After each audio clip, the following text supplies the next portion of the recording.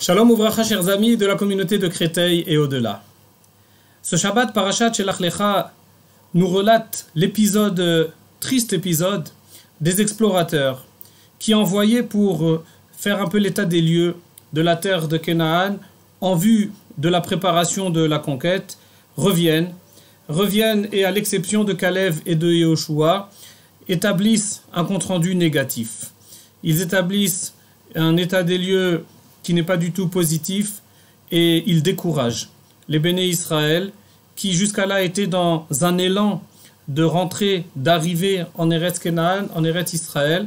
Dorénavant, ils sont découragés, ce qui provoque la colère et de Moshe, de Aaron et de Akadosh Baruch Hu, ce à quoi Akadosh Baruch Hu déclare que les béné Israël, ne voulant pas monter en Eretz Canaan, eh bien aller rester dans le désert 40 années à errer, 40 années supplémentaires en attendant que la prochaine génération vienne prendre la relève pour qu'ils puissent à nouveau reprendre le projet de rentrer en Eretz Canaan. Pourquoi 40 années? Le texte de la Torah nous le dit, Yom Lashana, Yom Lashana. En réalité, il y a eu 40 jours où les béné Israël ont envoyé les explorateurs. Leur périple a duré 40 jours. En revenant, suite à cet échec, eh bien, les 40 jours se sont transformés en 40 années, une année par jour, Yom Lashana, Yom Lashana. Nos maîtres font la remarque suivante. La faute des explorateurs est la médisance, le Lashon Hara, ce qu'ils ont dit au sujet de la terre d'Israël. Or, ce Lashon Hara n'a pas duré 40 jours. Le Lashon Hara a duré un jour. Le jour où ils sont revenus, le jour où ils ont fait leur rapport, c'est ce moment qui est le Lashon Hara.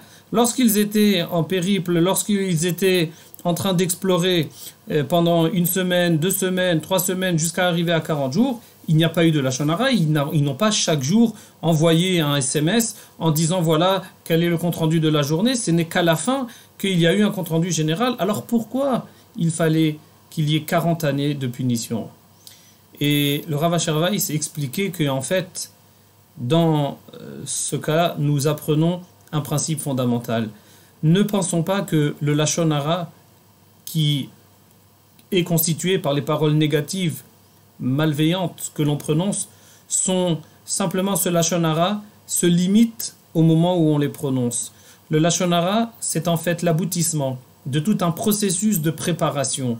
Lorsque, en amont, on a un regard négatif, on a un regard malveillant, et que l'on prépare ce que l'on va dire, eh bien, tout, y compris ce regard, concourt à la préparation de ce Lashon Hara et est également comptabilisé comme une partie de ce Lashon Hara. C'est pourquoi les explorateurs, certes, ils l'ont raconté que le dernier jour, mais quand ils étaient en train d'explorer la terre, eh bien, ils avaient ce regard négatif. Ce qui était peut-être à l'origine pour leur bien, ils le percevaient comme le contraire. Comme lorsque, nous dit nos Chachamim, Akadosh Baruch Hu a fait en sorte que là où ils allaient, il y avait des enterrements. Hachem a fait cela pour que la population locale ne soit pas inquiétée, ou en tout cas ne se pose pas des questions sur leur présence pour qu'ils puissent passer inaperçus. Et comment est-ce qu'ils l'ont interprété eux? Que c'est un pays qui est dangereux, c'est un pays où l'espérance de vie n'est pas très grande, c'est un pays qui est dangereux, où on ne peut pas vivre correctement. Alors qu'à l'origine, c'était exactement le contraire. Puisque leur regard a été un regard malveillant, on considère que l'ensemble de leur périple, les 40 jours, était un seul bloc de Avera qui certes a été... on s'est retrouvé avec le point culminant lorsqu'ils ont raconté leur Lashon Hara, mais dès le départ, dès l'instant où on jette ce regard, eh bien on est déjà dans un processus, dans un mouvement de médisance que bien évidemment il nous faut tout faire pour essayer d'éviter. C'est pourquoi si on peut tirer une leçon de cette paracha, c'est que l'importance qu'il y a dans le regard que l'on jette, que l'on a sur ce qui nous entoure. Ce regard que l'on a sur autrui, le regard que l'on a sur la vie, le regard que l'on a sur les conditions, sur le contexte, sur les circonstances dans lequel Akadosh Baruch Hu nous a placés, si on arrive à avoir un regard positif, alors on peut éviter de tomber dans cette médisance, dans ce lachon hara. Si malheureusement, au contraire, c'est un regard négatif qui déjà dès le départ, eh bien, donne le ton, qui déjà dès le départ oriente vers une prise de position et une prise de parole négative, eh bien, ce que la Torah nous apprend ici, c'est que tout va être considéré déjà comme un seul bloc, et dans la mesure du possible, ce que nous devons essayer de faire, c'est au contraire de prendre le contre-pied, de donner au contraire un regard positif, d'être optimiste, et de cette manière-là,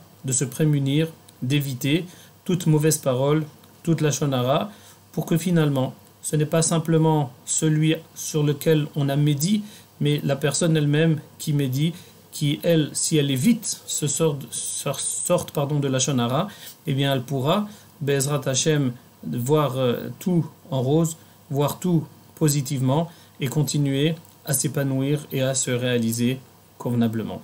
Shabbat Shalom ou Mevorach.